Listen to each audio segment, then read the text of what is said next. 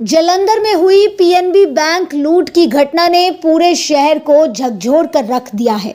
इस सनसनीखेज वारदात में अब पुलिस ने बड़ी सफलता हासिल करते हुए मुख्य आरोपी को गिरफ्तार कर लिया है। सबसे चौंकाने वाली बात यह है कि इस पीएनबी बैंक लूट केस में आरोपी कोई आम अपराधी नहीं बल्कि पूर्व डीएसपी का बेटा निकला। ये घटना खुरला किंगरा के कुक्की ढाब रोड स्थित बैंक एनक्लेव फेज 2 में हुई, जहां पंजाब नेशनल बैंक की शाखा में दिन दिहाड़े गन पॉइंट पर लूट की वारदात को अंजाम दिया गया। डीएसपी के बेटे ने गन पॉइंट पर पीएनबी बैंक लूटा। इस घटना के बाद इलाके में दहशत का माहौल बन गया। जालंधर पुलिस जांच में सामने आया कि आरोपियों ने इस पीएनबी बैंक लूट की वारदात को पूरी प्लानिंग के साथ अंजाम दिया। वारदात के तुरंत बाद आरोपी एक्टिवा पर सवार होकर खामड़ा की ओर भागे ताकि पुलिस को गुमराह किया जा सके। इसके बाद उन्होंने रास्ते में कपड़े बदले दूसरे रास्ते से शहर में वापस प्रवेश किया।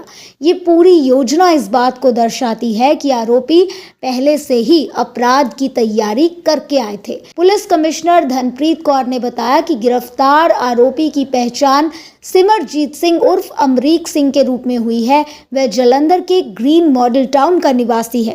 पुलिस ने आरोपी के कब्जे से एक रिवॉल्वर, 3 जिंदा कारतूस, लूटी गई नकदी में से 3 लाख रुपए बरामद किए। इसके अलावा जांच में ये भी सामने आया कि आरोपी के खिलाफ पहले भी 2 आपराधिक मामले दर्ज हैं, जिनमें इमिग्रेशन धोखाधड़ी और एनडीपीएस एक्ट का मामला शामिल है। इस पूरे पीएनबी बैंक लूट जालंधर मामले का सबसे चिंताजनक पहलू ये है कि आरोपी नशे का आदी था। पुलिस जांच के अनुसार उसने अपनी नशे की जरूरतों को पूरा करने के लिए इस बड़ी वारदात को अंजाम दिया। ये घटना पंजाब में बढ़ते नशे के खिलाफ पखतरे को उजागर करती है। लगातार सामने आ रहे ऐसे मामलों से ये साफ होता जा रहा है कि नशा युवाओं को अपराध की ओर धकेल रहा है। इस पीएनबी बैंक लूट केस में एक आरोपी को गिरफ्तार किया गया है, जबकि दूसरे आरोपी की तलाश जारी है। पुलिस लगातार छापेमारी कर रही है। उम्मीद जताई जा रही है कि जल्द ही दूसरे आरोपी को भी गिरफ्तार कर लिया जाएगा।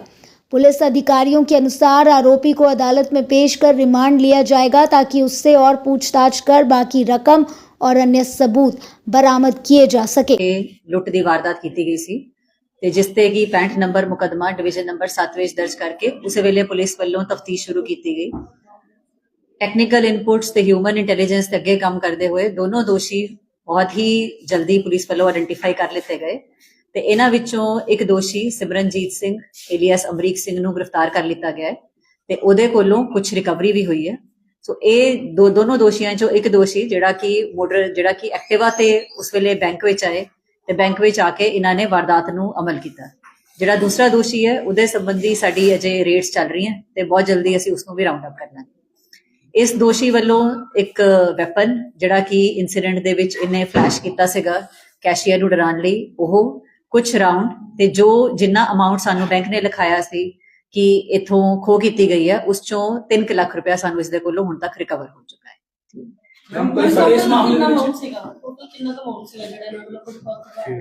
बैंक ने 6 ਲੱਖ ਰੁਪਇਆ ਲਿਖਾਇਆ ਸੀਗਾ ਕਿ ਜੋ ਉੱਥੇ ਮੌਕੇ ਤੇ ਇਹਨਾਂ ਤੋਂ ਲੁੱਟ ਹੋਈ ਸੀ। ਸੋ ਆਈਡੀਆ ਬੇਸਿਕਲੀ ਇਹ ਸੀ ਕਿ ਜਦ ਬੈਂਕ ਦੇ ਵਿੱਚ ਇਸ ਤਰ੍ਹਾਂ ਦੀ ਵਾਰਦਾਤ ਹੋਈ ਸੋ ਉਸੇ ਵੇਲੇ ਬੈਂਕ ਨੇ ਲੋਕਲ ਏਸੀਪੀ ਨੂੰ ਫੋਨ ਤੇ ਇਸ ਇਨਸੀਡੈਂਟ ਬਾਰੇ ਦੱਸਿਆ ਤੇ ਇਮੀਡੀਏਟਲੀ ਉਸੇ ਵੇਲੇ ਸਾਡੀਆਂ ਜਿਹੜੀਆਂ ਥਾਣੇ ਦੀ ਫੋਰਸ ਹੈ ਤੇ ਸਟਾਫ ਦੀ ਫੋਰਸ ਹੈ ਉਸੇ ਵੇਲੇ ਲੱਗੀਆਂ ਕਿ ਮੁਕਦਮੇ ਨੂੰ ਜਲਦ ਤੋਂ ਜਲਦ ਟ੍ਰੇਸ ਕੀਤਾ ਜਾਏ। ਵੀ ਖੁੱਲੇਆਮ ਕਿਸੇ ਦੋਸ਼ੀ ਵੱਲੋਂ ਇਹ ਹਿੰਮਤ ਨਹੀਂ ਹੋਣੀ ਚਾਹੀਦੀ ਕਿ ਉਹ ਥਾਣੇ 'ਚ ਜਾ ਕੇ ਵੈਪਨ ਫਲੈਸ਼ ਕਰਕੇ ਇਸ ਤਰ੍ਹਾਂ ਦੇ ਕਿਸੇ ਇਨਸੀਡੈਂਟ ਨੂੰ ਅੰਜਾਮ ਦੇ ਸਕੇ। ਮੈਮ ਜਿਹੜਾ ਵੈਪਨ ਰਿਕਵਰ ਹੋਇਆ ਇਹਦਾ ਕਿਸ ਦਾ ਸੀਗਾ ਪਤਾ ਲੱਗਾ ਕਿ ਇਹਦੇ ਫਾਦਰ ਸਾਹਿਬ ਉਹਦੀ ਅਜੇ ਤਫਤੀਸ਼ ਚੱਲ ਰਹੀ ਹੈ ਜੀ। ਇਹਦੇ ਫਾਦਰ ਸਾਹਿਬ ਕੀ ਕਰਦੇ ਨੇ? ਜੋ ਹੁਣ ਤੱਕ ਦੀ ਤਫਤੀਸ਼ ਸਾਹਮਣੇ ਆਇਆ ਕਿ ਇੱਕ ਰਿਟਾਇਰਡ ਡੀਐਸਪੀ ਦਾ ਬੇਟਾ ਹੈ। ਸੋ ਇਹ ਵੈਪਨ ਦੇ ਸੰਬੰਧੀ ਜੋ ਡਿਟੇਲ ਆਂਦੀ ਹੈ ਆਪਾਂ ਤੁਹਾਡੇ ਨਾਲ ਸ਼ੇਅਰ ਇਹਨਾਂ ਨੇ ਪਹਿਲਾਂ ਕੋਈ ਰੈਕੀ ਰੁਕੀ ਵੀ ਕੀਤੀ ਸੀ? ਨਹੀਂ, ਅਜੇ ਤੱਕ ਇਸ ਤਰ੍ਹਾਂ ਦੀ ਕੋਈ ਚੀਜ਼ ਸਾਹਮਣੇ ਨਹੀਂ ਆਈ ਹੈ। ਜੋ ਦੋਸ਼ੀ ਸਿਮਰਨਜੀਤ ਸਿੰਘ ਹੈਗਾ ਇਸ ਤੇ ਆਲਰੇਡੀ ਪਹਿਲਾਂ ਵੀ 2 ਮੁਕਦਮੇ ਦਰਜ ਹੈ, ਉਹ ਤੁਹਾਡੇ ਨਾਲ ਪ੍ਰੈਸ ਨੋਟ ਵਿੱਚ ਸ਼ੇਅਰ ਕਰਦੇ ਹਾਂ।